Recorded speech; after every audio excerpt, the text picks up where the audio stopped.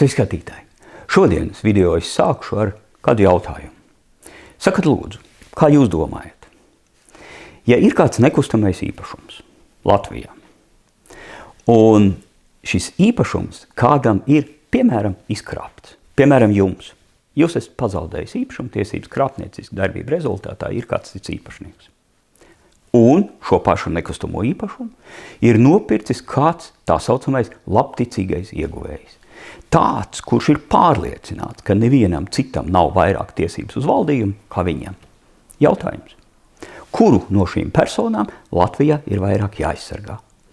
Apkrāptā persona, vai citu kādu kriminālu pretiesisku darbību rezultātā būtu pazaudēts kāds īpašumtiesības, kāds būs pazaudējis, vai arī labticīgais ieguvējs. Jebkurš no jums, piemēram, kurš ir paļāvies uz ierakstu zemesgrāmatā un paņēmis kredītu bankā, nopircis nekustamu īpašumu.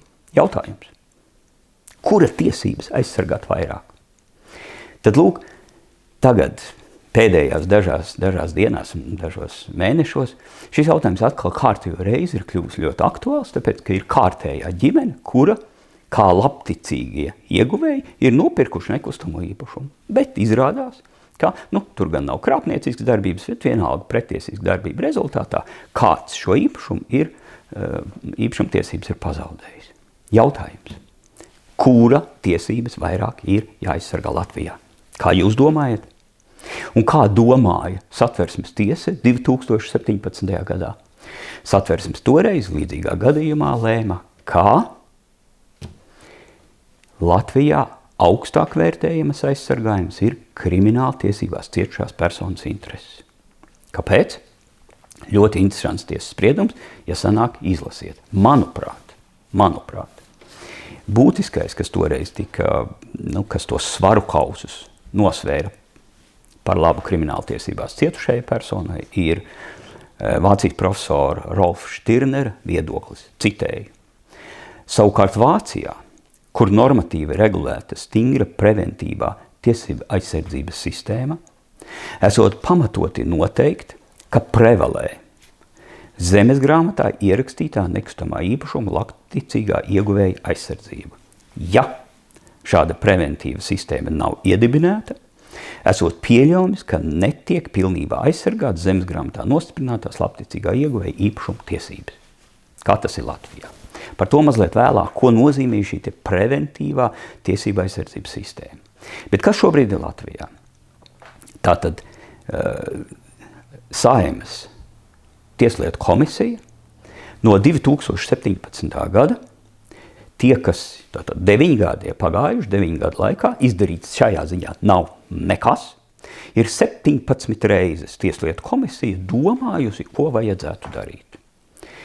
Un pirms vēlēšanām, kā zināt, šogad ir vēlēšanas, ļoti enerģiski beidzot rīkojās tieslietu komisija, lai izglābtu kādu vienu konkrēto ģimeni. Atcerieties, pirms vairākiem gadiem tika tikpat enerģiski glābt mākslinieks Vilipsons.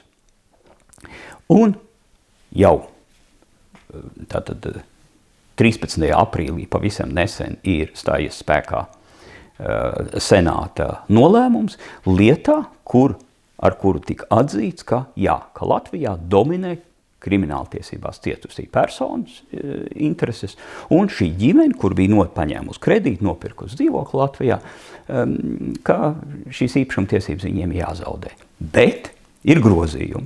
Ir pieņemti tikko 21. aprīlī, ir grozījumi, ļoti steidzamā kārtā pieņemti grozījumi Krimināla procesa likuma 360. pantā, kas turpmāk atbildību uzliks kam? Tiesnešiem. Tātad tiesneši turpmāk būs tie, kas izlems, kura katrā konkrētā gadījumā, kura tiesības būtu augstāk vērtējams. Tātad šobrīd es teiktu, ka relatīvisms ir ļoti liels. Saprast vairs nevar neko. Mēs nevaram viennozīmīgi pateikt, kura tiesības ir Latvijā aizsargāts. Ko profesors Štirners rakstīja? Preventīvā tiesība aizsardzības sistēma. Kas tas būtu šajā gadījumā? Tas būtu, protams, komplekss jautājums, bet pats būtiskākais. Pats būtiskākais, kas Latvijā iztrūks jau 30 gadus. Tā ir prasība visus nekustamo īpašumu atsevinājumu darījumus veikt notariālā akta formā. Tas ir tas, kas Lietuvā ir, Igaunijā ir, Vācijā ir. Tas ir tas elements, kas ir raksturīgs ģermāņu tiesību saimnes valstīm, kurām bija jābūt jau sen ieviestam Latvijā. Latvijā tāda nav. Tiesa gan notariāla akta formā noslēgto darījumu skaits lēni, ļoti lēni, bet palielinās. Ik pa laikam to runā notāri, kādi civiltiesību speciālisti, bet tas kaut kur pazūd. Un tas, par ko reizēm tiek runāts par īpašumu tiesību apdrošināšanu, tā saucamā title insurance vai titula apdrošināšanu. Nu nē, tam nu gan pilnīgi noteikti. Tas ir raksturīgs anglo-amerikāņu tiesību saimnes valstīm. Tādam institūtam Latvijā gan pilnīgi noteikti nebūtu jābūt. Es ceru. Izklausās vilinoši kaut ko tādu ieviest, bet nē, es domāju, ka nē. Es domāju, ka tāda nē. Kas vēl varētu būt kāds uzkrājums. Nu, pie valsts nodevas varētu kādu eiro katru reizi uzlikt, kaut kādā veidojot kādu fondu uzkrājumu, ko izmaksāt cietušajām personām. Bet tie ir vairāki risinājumi, par kuriem gan jau ka šī pati Tieslietu komisija ir runājusi, un tas viss ir bijis tikai tādā runāšanā, un tur nekas tālāk nav gājis. Tātad, noslēdzot šo video, ar cerību, ka Latvijā tomēr mēs nonāksim pie tā, ka ieviesīsim, ka visi nekustamību atsevināšanas darījumi ir notariāla akta formā. Bet atcerieties vēl, ka ir pavisam vienkāršs risinājums. Un es nesaprotu, kāpēc to nevarētu ieviest kā opciju katrā nostiprinājuma lūgumā, ka jaunais nekustamo īpašumu ieguvējs pasaka, es vēlos vai nevēlos. Ko? Noteikt savu īpašumu uzraudzību. To var izdarīt. Jūs katrs tagad tūlīt varat ieiet zemesgrāmatā un noteikt ar vienu ķeksīti, ar vienu ierakstītu e-pastu jūs varat noteikt savu nekustamā īpašumu uzraudzību. Ko tas nozīmē, ka tad, kad uz jūsu nekustamo īpašumu atnāks kāds nostiprinājuma lūgums, piemēram, jums tiek izkrāpts nekustams īpašums, tad jūs saņemat e-pastu. Nu, tad jūs uzreiz varat rīkoties, skriet uz policijas, nezinu uz kurienu un savu īpašumu aizsargāt. Tā tas nav. To pat nezinu. Iespējams, ka jūs tagad klausaties un brīnaties, ko es te stāstu.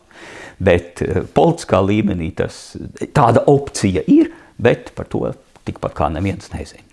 Nu, ar to arī noslēdzu šo video ar cerību, ka jūs savas īpašuma tiesības un nekustamo īpašumu nepazaudēsiet, un jums nebūs jānonāk tādā situācijā, ka jācīnās kā šai ģimenei, kas šobrīd cīnās par savu nekustamo īpašumu.